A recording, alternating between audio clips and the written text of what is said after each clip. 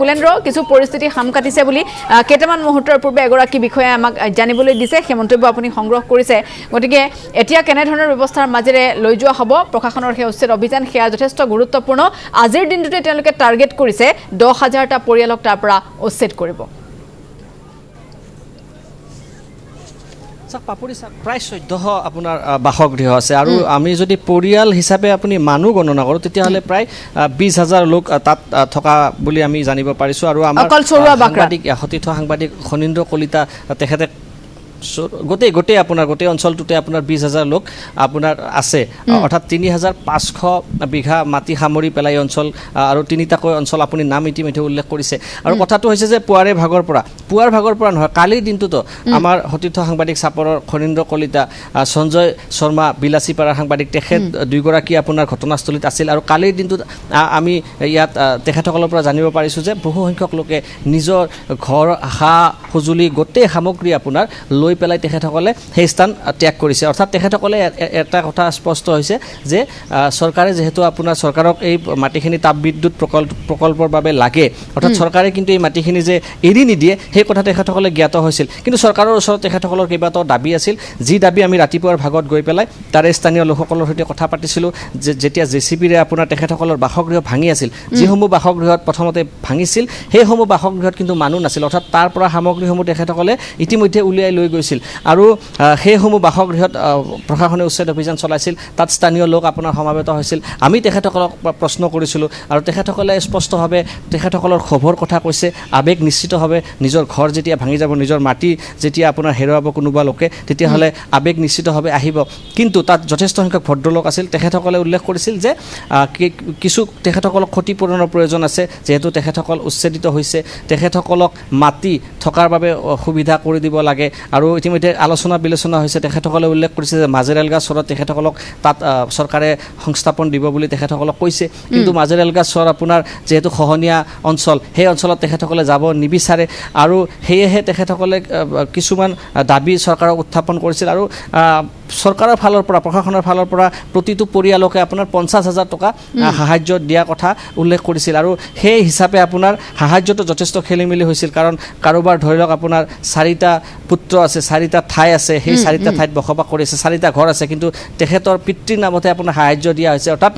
আমি যদি ক'বলৈ যাওঁ 50,000 টকা আপোনাৰ 4জন ব্যক্তিৰ ভাগত পৰিছে সেইসমূহ বিসংগতি আপোনাৰ যাতে চৰকাৰে দূৰ কৰি দিয়ে চৰকাৰে আপোনাৰ এটা ধুনীয়া স্থান বাছনি কৰি দিয়ে যাতে এই মানুহখিনি আপোনাৰ সংস্থাপন পায় সেইখিনি আপোনাৰ তেখেতসকলে তাৰ পিছত আপোনাৰ উচ্ছেদ আপোনাৰ শান্তিপূৰ্ণভাৱে চলি গৈ আছে শান্তিপূৰ্ণভাৱে চলি গৈ থকাৰ পিছত আমিও আপোনাৰ ভিতৰৰ পিনে প্ৰৱেশ কৰিছোঁ আৰক্ষী যথেষ্ট মোতায়েন কৰিছে ধুবুৰী জিলাৰ জ্যেষ্ঠ আৰক্ষী অধীক্ষকৰ পৰা আপোনাৰ ধুবুৰী জিলা আয়ুক্ত আপোনাৰ প্ৰতিগৰাকী উচ্চপদস্থ বিষয়া আপোনাৰ তাত উপস্থিত হৈছে আৰু গোটেই প্ৰক্ৰিয়াটো আপোনাৰ সুন্দৰভাৱে চলি আছিল আৰু তাৰপিছতে আমাৰ তাত এটা ফোন আহিছিল অৰ্থাৎ অখিল গগৈয়ে এটা ফেচবুকত পোষ্ট দিছিলে তাৰপিছত সেই পোষ্টৰ আমি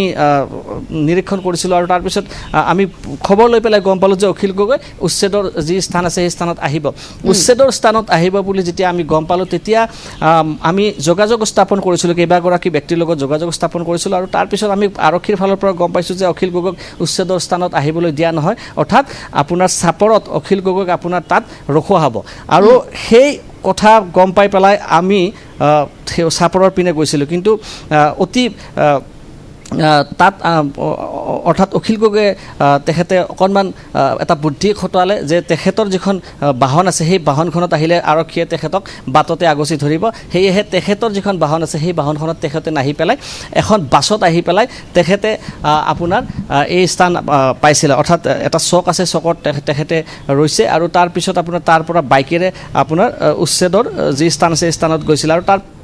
আমিও সেই স্থানত অখিল গগৈক লগ পাইছিলোঁ অখিল গগৈ মন্তব্য কৰিছে অখিল গগৈ যেতিয়া আহিছিল তেখেতে এটা কথা ৰাইজক উদ্দেশ্যি কৈছে যে ৰাইজ উত্তপ্ত পৰিস্থিতিৰ সৃষ্টি কৰিব নোৱাৰে আৰু তেখেতসকলৰ হৈ খবৰ ল'ব আহিছে 500 বিঘা মাটি ইতিমধ্যে মুখ্যমন্ত্ৰীৰ সৈতে কথা বতৰা তেখেতে পাতিছে 500 বিঘা মাটি আবণ্টন দিব লাগে আৰু ৰাজনৈতিকভাৱে সংখ্যালঘু লোকৰ ওপৰত আপোনাৰ মন্তব্য কৰা বুলি কিছুমান মন্তব্য তেখেতে কৰিছে আৰু তাৰপিছত যেতিয়া আপোনাৰ অখিল গগৈ আহিছিল তেতিয়া গোটেই আপোনাৰ অঞ্চলৰ প্ৰায় একাংশ লোক আপোনাৰ তেখেতক যেতিয়া অখিল গগৈ গৈছিল খবৰ ল'বৰ বাবে আৰু তেখেতক আপোনাৰ আগচি ধৰিছিল আৰু তেখেতৰ সন্মুখত যথেষ্ট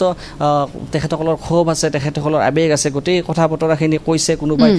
কান্দি কান্দি হ'লেও কৈছে। আৰু কাৰণ তেখেতসকলে কৈছে যে 60 বছৰ ধৰি তেখেতসকলে তাত বসবাস কৰি আছে, যদিও তেখেতসকলৰ পত্তা নাই কিন্তু তেখেতসকলে বসবাস কৰি আছে, সেই ভূমিখিনিৰ ওপৰত তেখেতসকলৰ এটা আৱেগ জড়িত হৈ আছে। আৰু সেই কথা বতৰাখিনি অখিল গগৈ কোৱাৰ পিছত অখিল গগৈও আপোনাৰ তেখেতসকলৰ সৈতে কথা বতৰা পাতিছে আৰু তাৰ পিছত আপোনাৰ আৰক্ষীৰ যথেষ্ট সংখ্যক লোক আপোনাৰ তেখেতসকলে বেৰিকেড দিছে অখিল গগৈ যাতে আৰু আপোনাৰ আগবাঢ়ি যাব নোৱাৰে সেই বিষয়টোৰ ওপৰত দৃষ্টি ৰাখি পেলাই আৰক্ষীয়ে বেৰিকেড দিছে। আৰু আৰক্ষী যেতিয়া বেৰিকেড দিছিল অখিল গগৈ তাৰ পিছতো আপোনাৰ তেখেতে ভদ্ৰভাৱে সুধিছিল যে মই আগলৈ যাব পাৰিম নেকি, কিন্তু আৰক্ষীয়ে তেখেতক বাধা দিলে। আৰু জ্যেষ্ঠ আৰক্ষী অধীক্ষক ধুবুৰী জিলাৰ লীনা দলে তেখেতে নিজে অখিল গগৈক গৈ পেলাই কথা বতৰা পাতিলে আৰু তেখেতৰ সৈতে আৱৰ্ত ভৱনত কথা পাতিম বুলি কৈ পেলাই এখন বাহনেৰে অখিল গগৈক সেই স্থানৰ পৰা লৈ আহিলে। আৰু তাৰ পিছত আপোনাৰ প্ৰায় 15-20 মিনিট পিছত আপোনাৰ এই যিটো পৰিস্থিতি আছে পৰিস্থিতিৰ উদ্ভৱ হৈছিল। আৰু তাত আপোনাৰ কেইবাগৰাকী আমাৰ সতীৰ্থ সাংবাদিক আছিল আৰু মই যিটো স্থানত আছিলোঁ বা অখিল গগৈ যিটো স্থানত আছিলে তাৰ পৰা অকণমান দূৰ হ'ব, আনুমানিক মই যদি কওঁ প্ৰায় 2-3 কিলোমিটাৰ দূৰ হ'ব। আৰু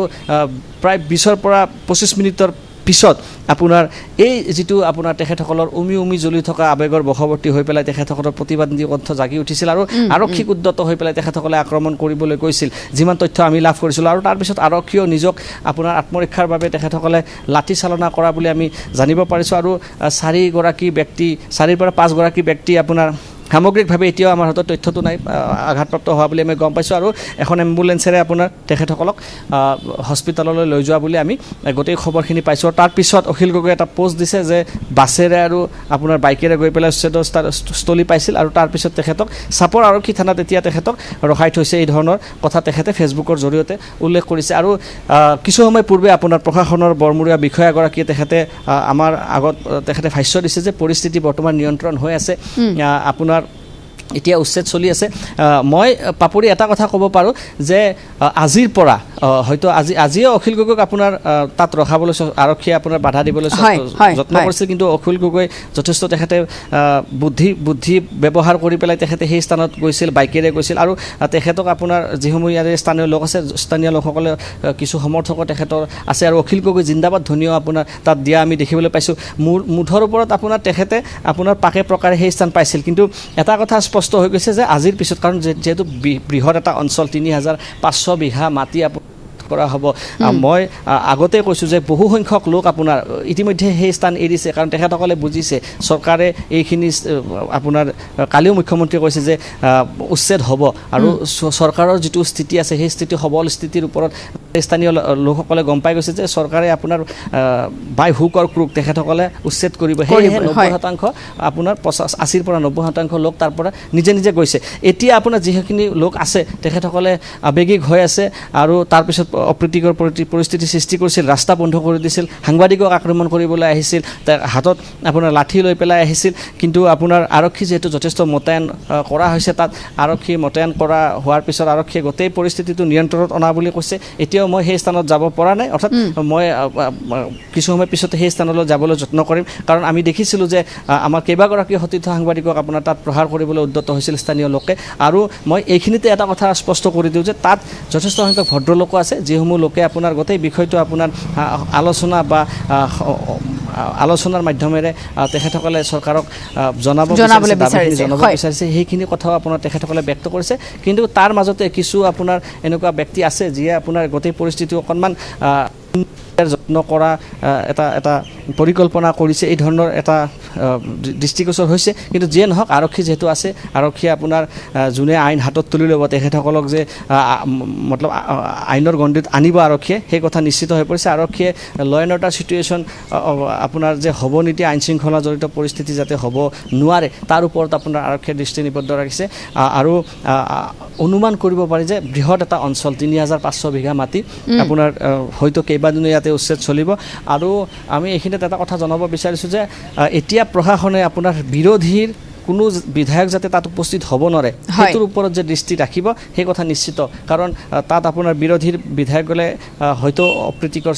পৰিস্থিতি সৃষ্টি হ'ব পাৰে যাতে উচ্ছেদিত লোকক আপোনাৰ কোনো ধৰণৰ প্ৰৰোচনা কৰিব নোৱাৰে বিৰোধী শিবিৰৰ তৰফৰ পৰা ৰাজনৈতিকভাৱে সেই বিষয়টোৰ ওপৰত কিন্তু এতিয়া প্ৰশাসনৰ দৃষ্টি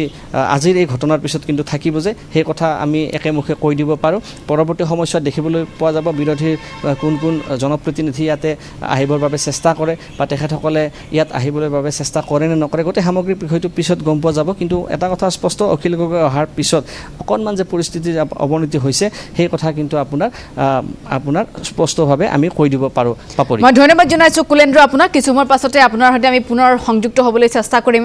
উচ্ছেদ চলাই থকা সেই স্থানসমূহৰ পৰা কিয়নো কিছু সময়ৰ পূৰ্বে পৰিৱেশ পৰিস্থিতি অধিক উত্তপ্ত হৈ পৰাৰ লগে লগে তাৰ পৰা সকলো সাংবাদিকক আঁতৰাই পঠিওৱা হৈছিল আৰু সকলোৱে নিৰ্দিষ্ট দূৰত্বত অৱস্থান গ্ৰহণ কৰা দেখিবলৈ পোৱা গৈছে এতিয়া সৰ্ববৃহৎ এই যি উচ্ছেদ অভিযান চাপৰৰ এই উচ্ছেদ অভিযানক লৈ ইতিমধ্যে ৰাজ্যিক বিজেপিৰ সভাপতি দিলীপ শইকীয়াও এটা মন্তব্য কৰা দেখিবলৈ পোৱা গৈছে দিলীপ শইকীয়াই কৈছে যে কংগ্ৰেছৰ দিনত আমাৰ ভূমিত বংগমূলীয়ে কৰা বেদখল অসম ৰক্ষাৰ বাবে বেদখল মুক্ত কৰিবই লাগিব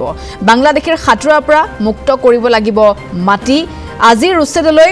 বিজেপি দলৰ সম্পূৰ্ণ সমৰ্থন আছে আৰু সন্দেহযুক্ত তুষ্টিকৰণ বাদ দি খিলঞ্জীয়াৰ পক্ষত থাকক কংগ্ৰেছ বা বিৰোধী খিলঞ্জীয়াৰ পক্ষলৈ অখিল গগৈয়ে চৰকাৰক সমৰ্থন দিয়ক বুলি মন্তব্য কৰিছে খিলঞ্জীয়াৰ পক্ষ ল'বলৈ অখিল গগৈক আহ্বান জনাইছে আৰু চৰকাৰক এই উচ্ছেদ অভিযানত সমৰ্থন কৰক বুলি মন্তব্য কৰিছে ৰাজ্যিক বিজেপিৰ সভাপতি দিলীপ শইকীয়াই